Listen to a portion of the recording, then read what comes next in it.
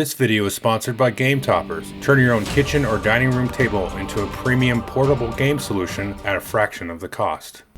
Hey everybody, welcome to the second in a series of videos I'm calling What Happened To.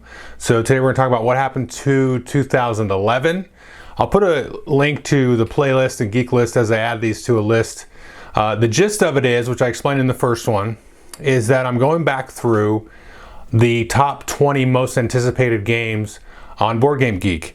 A guy named Rick Vineyard has been doing these for several years. The Board Game Geek community votes on it, and then that's what, theoretically most people are hyped about for the upcoming year.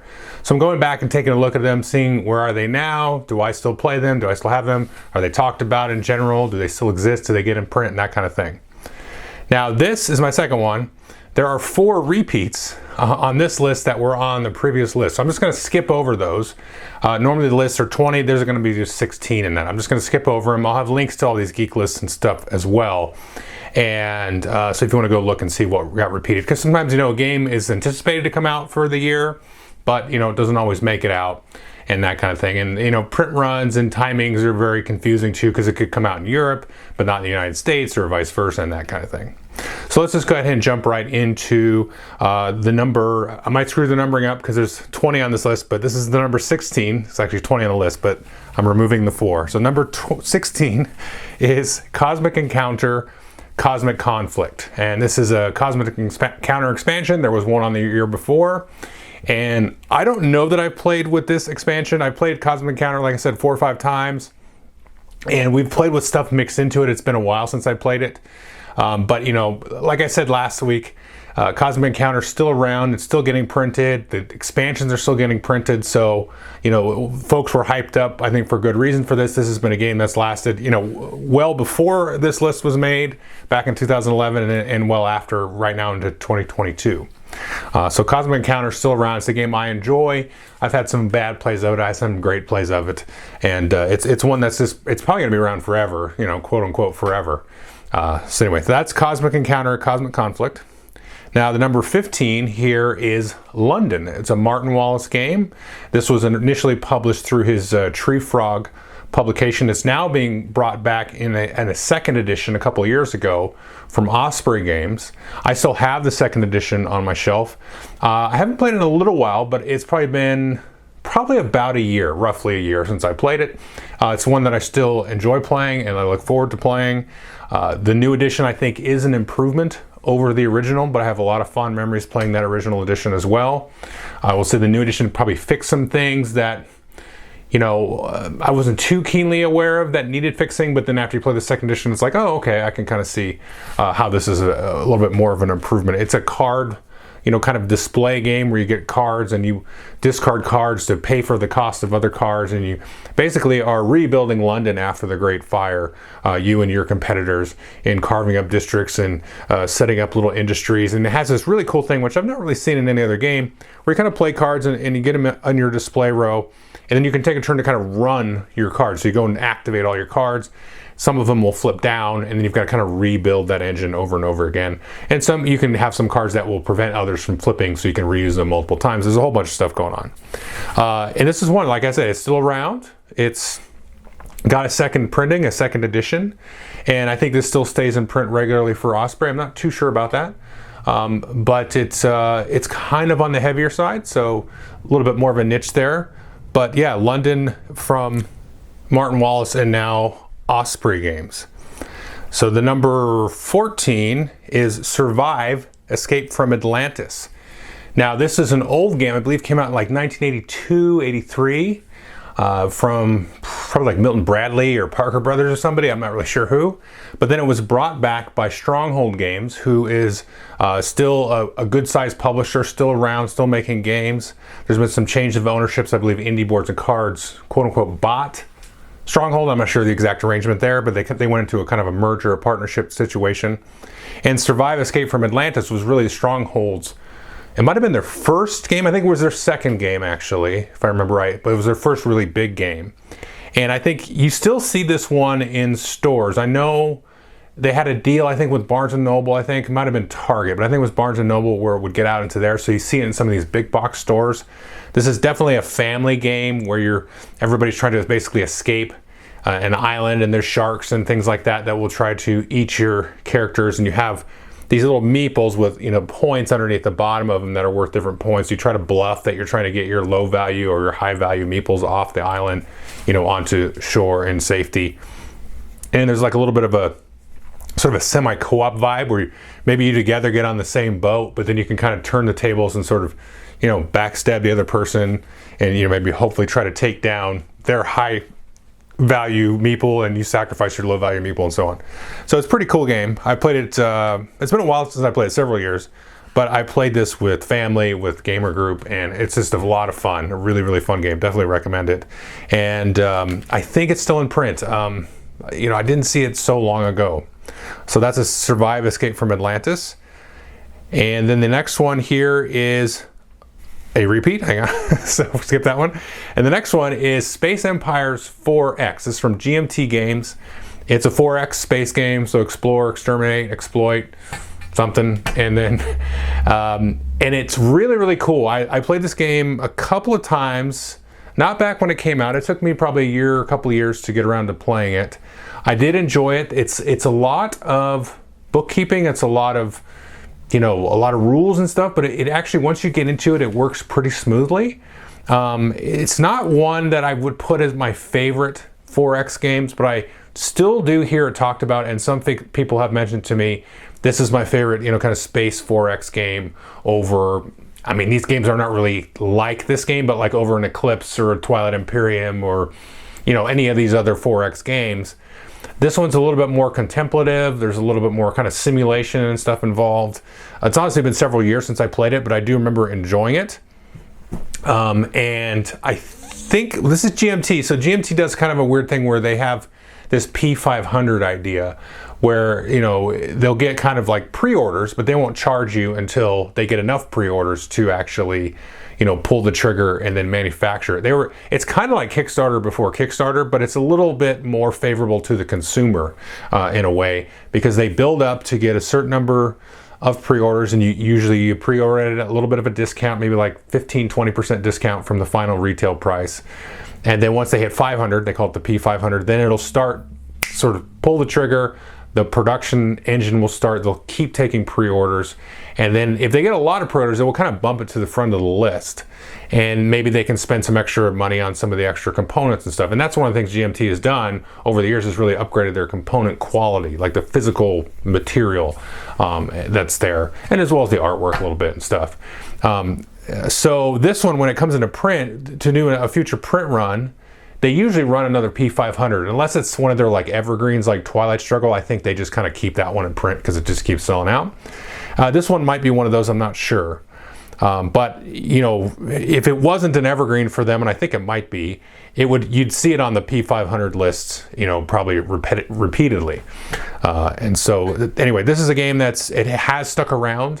It's a kind of a smaller niche publisher compared to some others, but this is one that you still see kicking around, Space Empires 4X. So the next game is from AEG Games. This is Nightfall, and I believe this is their second step into deck builders. Their first one, of course, was Thunderstone, and then this one was more of a head-to-head kind of punch you in the face, deck builder, like Thunderstone or Dominion. They were sort of just engine building things. There was not usually a lot of interaction between the players. Now, some of the Dominion cards, like the Witch and some of the other card names I forgot, they did have some interaction where you were discarding cards off of other players, or maybe adding like curses to their deck. This was definitely you go out and you attack the other players. This one I don't think is around at all anymore, and it's not one that I particularly cared for. I was really excited when it came out, because the theme is basically like, if I remember, it was like werewolves and vampires and sort of horror themed. And that was cool. It was kind of a different thing back then. And I like the head-to-head idea, kind of the hit you in the face idea. Even Ascension wasn't really a hit you in the face kind of thing. It was, you'd attack monsters on the table for points. There wasn't really a lot of direct interaction. Like I said, sometimes a couple of cards in some of the sets would do that. But this was all about just hitting each other, and it was an attacking kind of deck builder. And I don't think we really saw one of those that really worked until we got to Star Realms, which was the first one, which may show up on one of these lists down the road here. But this is Nightfall. This one hasn't really stuck around so much. And I think a lot of people were very mixed on how this one actually turned out back in the day. So we'll keep going here. Couple of repeats. And then we're up here. I'm just going to say it's number 12 on the list. I forget what number we're at on my list. But this is Urban Sprawl. This one was actually my game of the year back then. It's one I still have in the collection. I still enjoy it. This one was designed by Chad Jensen. He designed Dominant Species and Combat Commander. Another big one too. And then also this one. And most people I say don't like this game. I have talked to people like myself that actually really love this game. This is kind of a city building game, sort of a Sim City. Mechanically, it doesn't really come out like that. I don't want to bog down too much in the description of this because I've talked about it a lot on the channel. But it's one that I really enjoy. I'd probably not recommend it at 4 players because it could go kind of chaotically wrong for people, and it would be really long with 4 players. I would play it with 4 players, though, no problem. But it's really a great 2 and 3 player game, and it's like you kind of card draft, and then you all build the city together on a main board. A lot of city building games, you're all building on your own boards and stuff. Not really too much interaction. This is a lot of interaction. It has a lot of like. One of the best parts of the sim games is a lot of the chaotic events and, you know, weather catastrophes and all these kinds of things that can be stirred up in a city that you have to kind of deal with, and you really have no control over other than how you react to it. And that's one of the things I really like about the game. So yeah, this one I would say if I were to take an objective look, this one is not really stuck around. I think it's still in print, maybe not. It's one that I personally enjoy, but really hasn't kind of stood the test of time at all.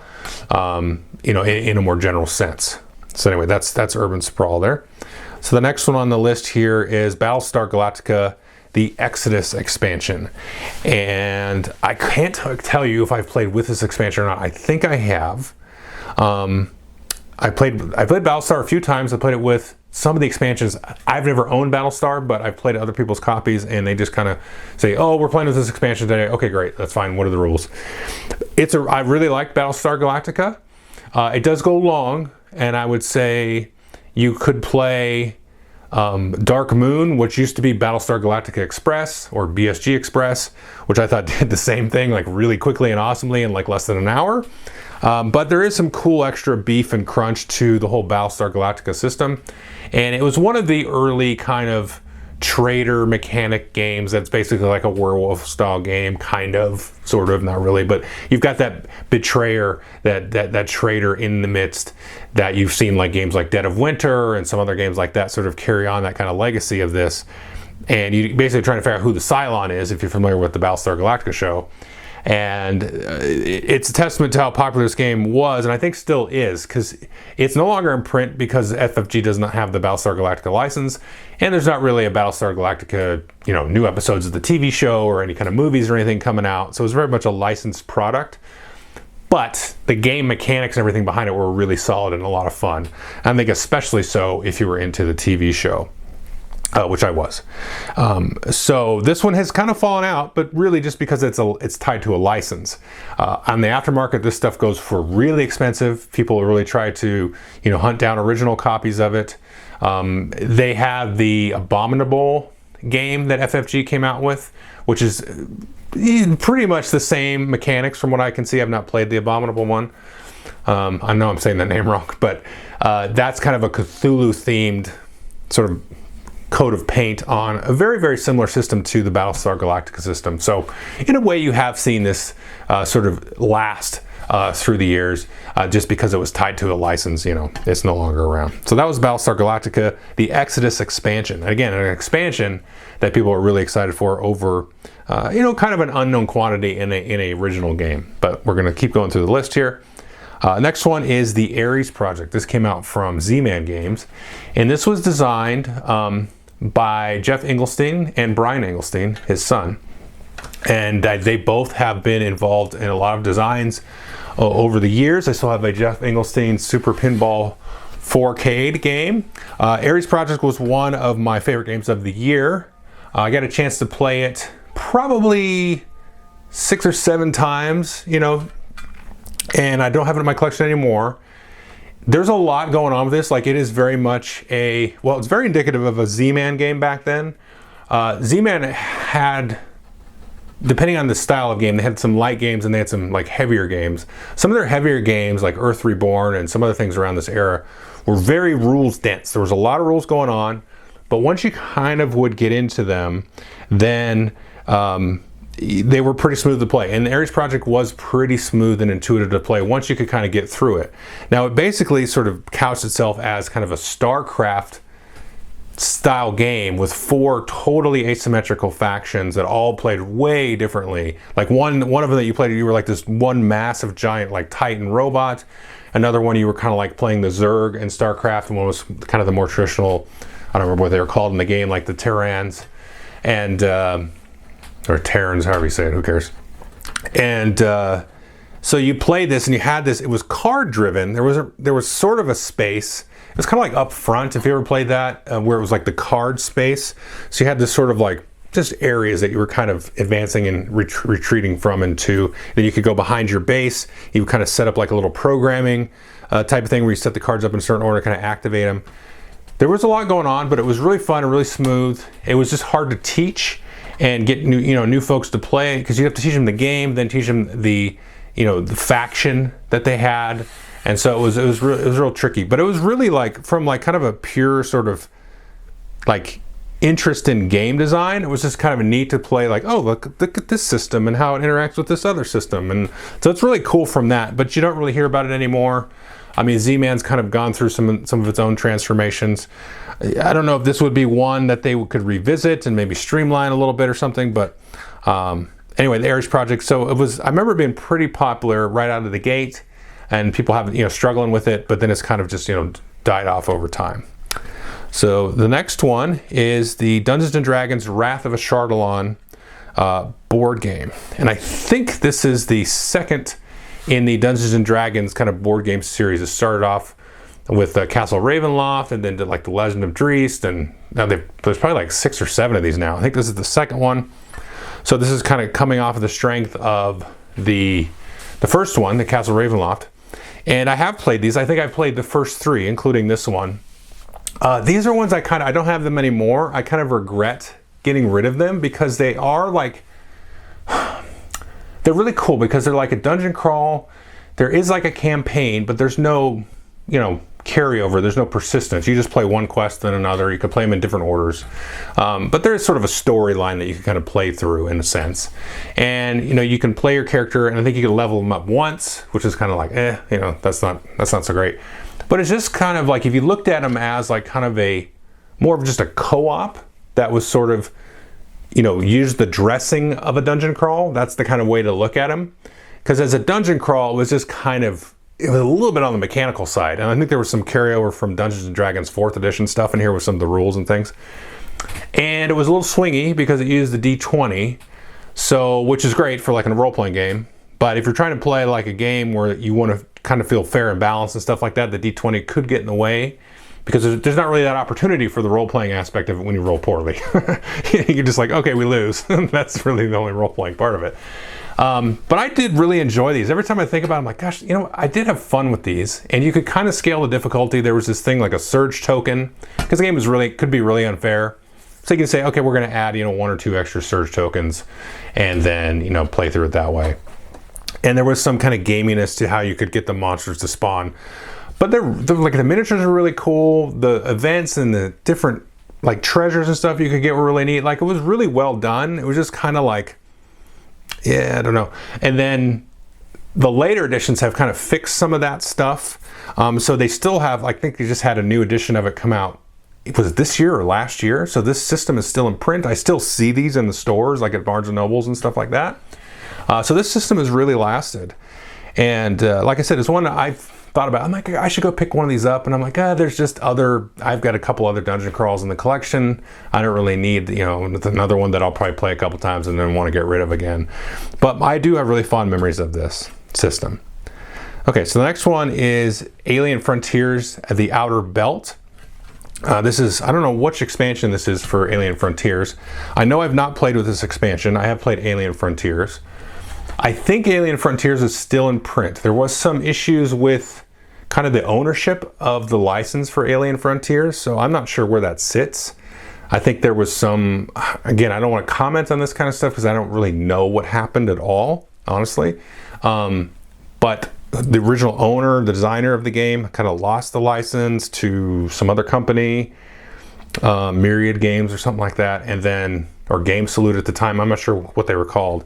And I think that company, whatever that company is called now, is still printing it and still making it. I liked Alien Frontiers. I think it was like technically the first Kickstarter board game that came out, and it was at the time really successful. I mean, by today's standards, you probably wouldn't call it successful at all, but nobody was really using Kickstarter back then. But it funded, and it's a neat game. It's like a dice worker placement game, which was something that we hadn't seen a lot of. I think Kingsburg was kind of the original sort of dice worker placement game. There was a couple others, but it was kind of a new thing back then still. And then you can obviously see the popularity of it. You know, it was the number on this list here. It's the number 8. You know, in the most anticipated, this expansion for it. So I liked it. I don't think I liked it as much as most people at the time, but it's still a really fun game. It's pretty good. Like, I don't know, I remember having some kind of issues with it. It was just kind of like, yeah, it was like some parts of it were like kind of a little boring to me for some reason. But I haven't played it in several years, so it'd be one I'd probably break out if somebody brought it. So we're going to skip another one here. We're going to go to, at least on the list I'm looking at, it's number 6. It's the Blood Bowl Team Manager. So this is a card game. It came out from Fantasy Flight. And it's not like Blood Bowl, the card game, because Blood Bowl is, you know, the big, you know, miniature game on the football pitch.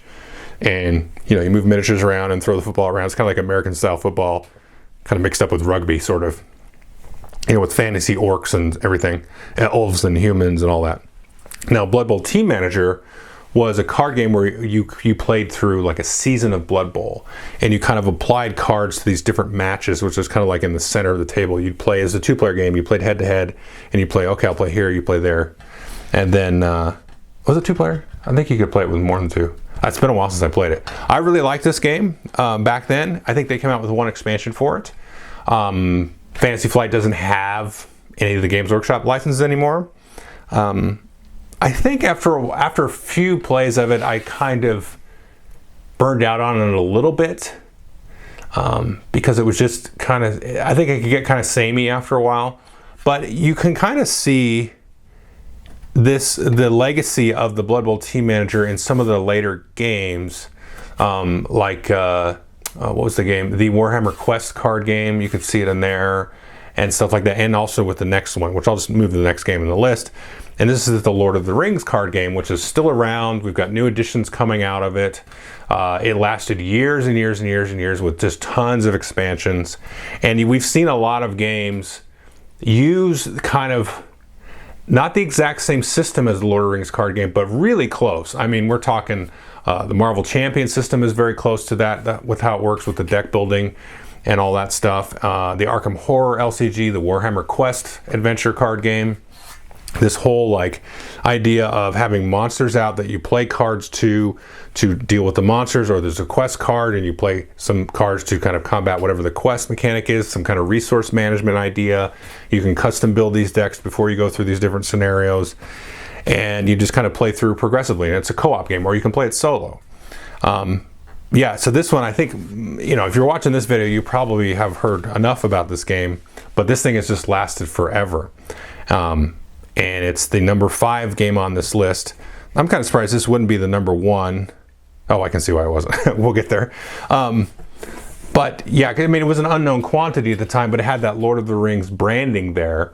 And this is, I didn't get a chance to play this one until probably a year or two. It was maybe a couple of years after this came out, because I like Lord of the Rings. It's not my most favorite, you know, thing. The movies I really like, well, I don't want to bog this down. The books, I'm like, I don't really know. I like the Hobbit book. I didn't really like the trilogy book. It's just, I didn't like it, okay? And, you know, I really like the Hobbit, though. That's a good book. I actually read that one twice. But Lord of the Rings is cool. I like the movies. Yeah, so it took me a while to really kind of get interested in this. And once I did play it, I was like, oh, this is really neat. Now, currently today, like I said, the system is still lasted in a lot of ways. Marvel Champions is my jam. I like the Arkham Horror one too, but Marvel Champions is really my jam. I like how that one works. But this one, you know, this one's got its fingers in a lot of stuff. So the next one on the list is the Dominion Cornucopia expansion. This is one I think I did not play with as much as the what was it, Dominion Intrigue, and then the Alchemy expansion, which I talked about last week. I think I have played with it. I know I have because I've got pictures in my memory. But again, this is 2011. Dominion's still kind of going strong here. And we're going to probably see this peter out because there's been a couple of expansions after this Cornucopia expansion. And I think this is where Dominion is probably at its peak right here because it's number 4 on this list still. And now, if you ask people to play Dominion, I think a lot of people would be like, you know, maybe if they've never played deck builders, they might be into it or something like that. But I think this is like peak Dominion. It's crested. The wave is cresting at this point. I'm guessing though, we're going to see. I'm not, like I said, I don't look ahead on these lists. So I have a feeling this is kind of like the crest of the Dominion popularity. But I don't remember what it was last week on the 2010, but the Alchemy expansion was right there. And it was in the top 5, I'm pretty sure. So, okay. The next one here is Troyes, which is spelled from an English American perspective, Troyes. It's pronounced Troyes. This is from Z-Man Games. I don't know if this is in print. This is a pretty popular game. Most people like this game. I am one that does not like this game. I don't want to get into it again, why I don't like it, but the artwork is really cool. The mechanics seem neat. When I play it, I don't like it. But I think it's lasted. I think it's still in print to a degree. There was a card game spinoff of this. There was another, I can't remember what the other game was called. It didn't come out that long ago. But I can't remember what the card game was called. I actually did like the card game quite a bit. But this is kind of another dice worker placement kind of thing. And there's also some like events driven by some of the dice. Really kind of, you know, I don't want to diminish the game because a lot of people really do like it, but it's kind of standard Euro fare. And I still hear people talk about this one. So I don't know, printing wise, like it's still really, you know, in actual fact stayed relevant. But I know enough people who were playing games back then that, you know, would play it now. But to me, there's just like way better games out there. So this one might still be around. I still hear people talk about it though. So okay, we got 2 more to go. The number 2 on the list here is Eminent Domain. And this was a big game for a while. Now, unfortunately, Tasty Minstrel Games has gone out of business. So I don't know if somebody were to pick up the rights to this game and remake it. I could see it being popular. I really, really like this game and like this game. I don't have it anymore in my collection. Honestly, I played it to death. And some of my friends have a copy as well. So if I'm going to play it, I've played it with them. Oh, last time we played it was probably a year or so ago. And I really enjoy it. So this is one thing that's really interesting about Eminent Domain. It's like a deck builder, but also like a race for the galaxy. So you have the deck building, but then you also have like the lead and follow thing. So like in Glory to Rome or Race to the Galaxy, you have that sort of concept, but also married with the deck building. And it has this space theme similar to Roll for the Galaxy where you're exploring you know, the galaxy and colonizing systems and getting tech upgrades and all this kind of stuff. And I would say for me, the first probably 2 expansions are good. The last couple, it's just like too much, similar to Race for the Galaxy. First couple expansions, great, and the last 2, it's like, there's just all this other stuff going on now. And this is not a lifestyle game for me. I don't want to make this a lifestyle game. But it's really, really neat. Like, I've not seen any other game do things quite like this. Like you say, oh, well, it's deck building plus role selection. Okay, yeah, but as a whole, the sum of those parts, there's nothing else really that feels like this game. And I think, I don't know, but I think like if somebody were to, you know, reprint this game in some form with maybe a different theme or a slightly different theme or different name, I think it would do well. I'm not super sure. Maybe if the printing would have, you know, like, you know, some of the expansion stuff mixed in, that might be good. Anyway, so this game has gone away kind of because Tasty Minstrel's gone out of business. So the last one we have here is Mansions of Madness, and this was the original one. And so they had a second edition. Now the original one really fell on its face. There was a lot of problems with it. you know, it didn't really do well out of the gate and stuff like that.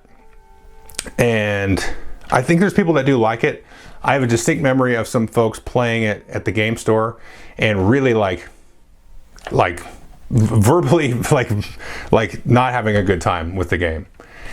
So this one, I think it has somewhat of a following, but then yeah, they kind of scrapped it pretty quickly after a few years, and then came back to the second edition, which has been really popular. There's been a lot of, you know, expansions and stuff like that for it. I think it's kind of teetered off a little bit, but yeah, I think people were really interested in this because it just looked like a really fun modular type of thing, but the rules would just end up being too clunky and stuff like that. So it, in terms of the overall general Mansions of Madness, is still kicking around doing great, but that first edition really kind of stumbled out of the gate. Okay, so that's the 2011 list of the most anticipated games, and then kind of where are they now. So look for another list next week. Thanks.